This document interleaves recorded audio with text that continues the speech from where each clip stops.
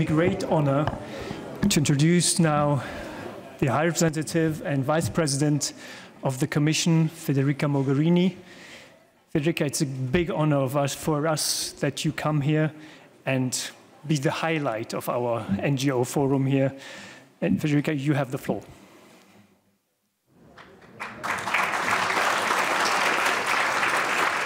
Thank you. Thank you. I apologize for being a little bit late, but it was very important. It is very important for me to be here today to see so many good friends. And I know from my people, our people that I spent with you this time about your works, your good work. Also in this meeting. I am used to follow your work on your everyday, normal activities that so many times overlap with mine. And let me start by saying this, that wherever I go, inside of the European Union and outside of the Union, I make sure that I have meetings with NGOs, civil society representatives, everywhere. I cannot think of one place where this has not happened, maybe one. This is because, first of all, of my background. Some of you might know I started with NGOs and civil society, so for me it's natural, and it's part of foreign policy and internal policy. And actually it's part of policy. You don't do policy only from institutions, you do that also through a personal active citizenship, and organized civil society is one of the main factors and actors in this. Again, as I said, not only because of my background, but because I'm convinced, deeply convinced, that civil society has a crucial role to play in policies and in our foreign policy in particular. Also as a driving force of change within societies, in terms of democracy, good governance, resilience, cohesion, promotion of fundamental human rights. It is evident for everybody, and for sure inside this room, that we live in a much more difficult and complex world than just a few years ago. And this is also part of why civil society is so relevant today, because power is much more diffuse. National governments are not the only players in their own country, and sometimes they're not the main player, for good and for bad. This means also that our support to civil society organizations and networks goes beyond the simple financial aid and constitutes also a powerful policy tool. It's also a way of reaching the internal dynamics of change within societies. And I believe quite a clear example of that is the Nobel Peace Prize to the National Dialogue Quartet in Tunisia this year, acknowledging on a global stage the civil society's potential to promote human rights and national reconciliation in times and in environments where this seems impossible to achieve. And I believe that this example is a very powerful one, not only to civil society, but also to the political sphere, to dare what and where sometimes it seems impossible to go. And indeed, many times we refer to the Tunisian example. We all know the limits and the difficulties of it, but still I think the symbolism of that kind of peace prize has to stay with us as a very strong and powerful tool for our everyday work. We need a lot from civil society organizations, and I know this is somehow not fair to say because you're giving already a lot, but still it's a way of recognizing the value of your work. We need civil society organizations to play an active role in the life of their own countries, to the benefit of everyone, of the citizens. We need them to raise their voice on human rights as much as we need institutions to do so. But we also need them in the fight against radicalization and terrorism. Because I believe there is no better antidote to the terrorist propaganda than the healthy and open public space within societies. To defeat terror, we surely need law enforcement tools, and this is something in these days everybody is very much focusing on. But this has to go hand in hand with the deep work to secure inclusion and open spaces for participation and expression to all. Freedom of expression is one of the most powerful weapons against radicalization and terrorism. To better protect our citizens, we need above all to build strong democratic institutions and healthy democratic dialogues. I'm very often asked if security shouldn't be now the focus much more than freedoms and human rights. And I always say the better way of ensuring security is investing on human rights and open spaces. And an open society is the most resilient one. I know this is a difficult message to pass. I know you're passing it every day. I just want to take this opportunity to share with you the fact that I am passing this message every day and that we are together in this. I'm not telling you that this message arrives every time that we pass it, but I think it's worth continuing to do it, especially in these days where the temptation of finding shortcuts to security might make some, including some of us, believing in the illusion that security can be guaranteed by security measures only. No, security is better guaranteed by democracy, first of all, and open spaces and open societies. So I guess we are in this together. This is also why we are working so much together, not only on this, anti-radicalization, but also on migration. Let me say one word on the situation inside our union. This is an argument I've made repeatedly over the last months, before also, but in the last months it has become more evident. And I would like to repeat this message here, that I know I have a friendly atmosphere around me. It is not an easy time for human rights in Europe, inside Europe. And I believe it is important for us to recognize that, because this strengthens our credibility when we tackle human rights outside of the European Union. Every time I say this, I don't see people nodding as I see now, but I see people looking at me literally like that and say, forget about that, focus on the rest. No, I think the migration and refugee crisis took us Europeans a little bit confused. And we didn't have, for sure, the institutional means to face this. We still have to work on our internal means to cope with the humanitarian crisis we risk. And I know that many of you are doing what state institutions should be doing. I would like to thank you for that. But I also would like to say this is not normal, and we have to have the institutions doing their work, because we cannot afford having strong, consistent, good investments on humanitarian crisis outside of our borders and not taking care of the risk of a major humanitarian crisis inside our union.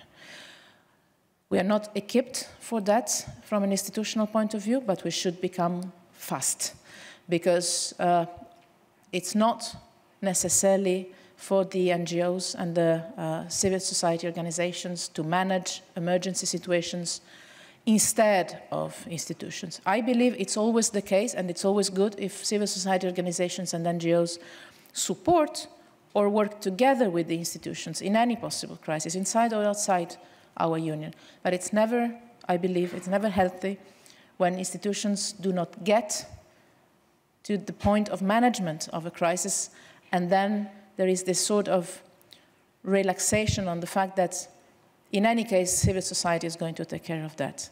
No substitute. But again, there is something else. If we don't manage to be strong and coherent and consistent on the human rights standards inside our European Union, our work on the outside, on human rights and democracy outside of the European Union is going to be weakened. You understand me very well, I think. I have spent months in this current year explaining to my colleagues in the Commission, in the Council, that wherever I go in Africa, in Asia, in the Gulf, in the Arab world, advocating for human rights, in the last 3, 4, 5, 6 months, I find interlocutors looking at me and saying, yes, but what about human rights inside of the European Union? True. In most of these cases, comparisons are not even imaginable. Still, we should work also on our internal standards, because the best way of promoting human rights, to me, is showing credible and consistent behaviors internally. And this is, at the end of the day, policy coherence. This is something on which we debate a lot when it comes to development. I think we should have the same kind of approach when it comes to human rights. And we know also that we have quite some problems this year, and not only this year, but the trend is quite clear when it comes to the shrinking space for the NGOs and the human rights organizations and activists and defenders on their daily work in many places. Efforts to bar, restrain, or control the work of civil society are becoming more and more frequent, and we see similar partners emerging in different continents. Civil society organizations' input to policy making gets limited. Restrictive laws have been adopted, imposing arbitrarily cumbersome procedures for the registration of associations or restrictions to their funding, in particular from foreign sources. And I have visited myself and have met many of your friends and colleagues myself recently that are living these conditions and these situations. On top of that, threats and violence are also exerted by militias or private companies, such as extractive industries. States have failed in many cases to protect, investigate, and prosecute. And these trends demand a redoubling of our efforts on the human rights sphere. The European Union, the institutions, and myself personally, we are doing all that we can to protect civil society organizations fighting for human rights and protect and defend human rights defenders on an individual basis. And sometimes, I know that very well, we are urged to do more and to be more vocal in showing our support. And let me be completely clear on this. I personally and relentlessly raise human rights in all my visits and meetings with all interlocutors beyond any strategic considerations, even when I understand not all my colleagues and all member states do the same. Still, I believe this is also a matter of coherence, being it behind closed doors or publicly, this is an issue that always comes in our conversations with all interlocutors, everywhere in the world, no exception. But our strategy for human rights, at least that is my view, cannot be limited to being vocal. Issuing a strong statement is for sure not the only thing we have to do. Sometimes it's not the necessarily most effective tool we have. And I believe we need case by case, country by country, individual case, sometimes by individual case, to determine the right mix between the vocal statement and the engagement with the relevant authorities, which is sometimes more difficult to do than statements only. I tend to have statements all the times. Still, this is not the only thing we can do. We need to mind about, first of all, the effectiveness of our actions. And sometimes the protection of human rights or the success of an individual case require that we engage with those governments whose record is definitely far from perfect, and that we challenge them in public sometimes and in private, and that we use all our diplomatic tools available. And I couldn't be more serious on this, because I know this is not just policies, this is humans' life, this is people's life. People like you, like me, like all those that are fighting for rights and democracy in the world. Let me come to one thing that should have been actually at the core of my intervention, but I won't be long and I won't bother you too much, which is the second action plan on human rights and democracy that we have produced. It outlines our priorities on human rights in external action and details our strategy for the years to come. It testifies to the common will of the European Union, not just the institutions, but also of the 28 member states together, to continue and improve their global efforts. The action plan commits to the mainstreaming of human rights into all European Union policies and this includes development cooperation, migration, counterterrorism, trade, and it puts high on the agenda the promotion of gender equality and women's empowerment. It will serve us to measure coherence and coordination between our internal and external policies, and I've said already how much we have to focus on this. The action plan looks at what the European Union can do with its own means and how it can better cooperate with our partners. On one hand, it aims at using all the instruments we already have, which we often don't even know or even don't use completely. And this includes, of course, a responsible trade policy. The link between business and human rights is crucial to our international credibility. Social and economic rights must be an integral part of any policy on human rights, as Pope Francis stressed multiple times during his recent trip to Africa. On the other side, the action plan focuses on empowering local actors and civil society organizations in this confrontational landscape. Our strategy has to take into account the different local environments, and in most cases, other regional organizations, such as the African Union, are much better positioned than we are to act effectively. Peer pressures can be much more powerful and constructive than external pressure, especially when we do, as sometimes we tend to do, adopt quite a paternalizing approach with our partners. This is also a tendency that I believe we should try to overcome. At the same time, our work does not end, but it begins with the adoption of the action plan. The real job begins today. Putting it into practice is already a living process where all actors can and should make their own contribution. And I don't only want, but I need you to be part of this process together with the European institutions, the member states, national institutions, and local authorities that can play a major role also in this respect. We also need to make the European commitment to human rights more visible. In this respect, I am envisaging for 2016 a number of public events related to the action plan's key priorities. And such events could give to us, also to you, to member states and national actors, the chance to discuss, of course, our course of action and our strategy together. Together, we can work towards making our action more coherent, as I said, more effective, and also more visible, which can be also a sign of encouragement for many. Our approach to civil society, let me admit, has not always been perfect. Too often, our institutions have a tendency to be a little bit patronizing, to tell you what you should do, or what you should not do, and how to do it. The European Union does not need to be your mentor, and you do not need a mentor. It needs to be a reliable partner, a serious and reliable partner. And we ask you to be a partner for us and to be with us, an independent actor at our side in external action. Our support to you in your daily work is and remains key for us and for me personally. This is the kind of relationship I believe we are both interested in, well, both, many of us, interested in. Again, we have different roles.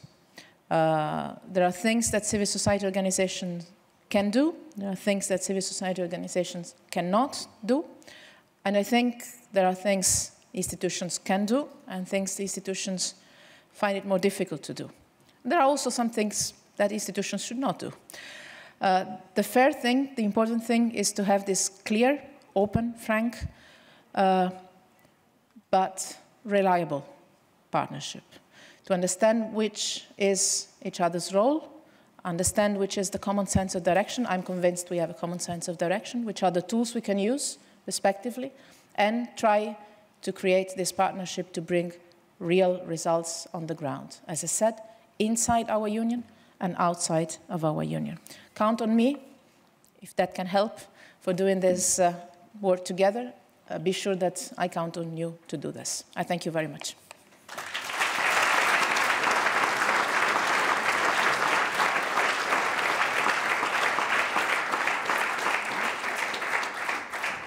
Thank you.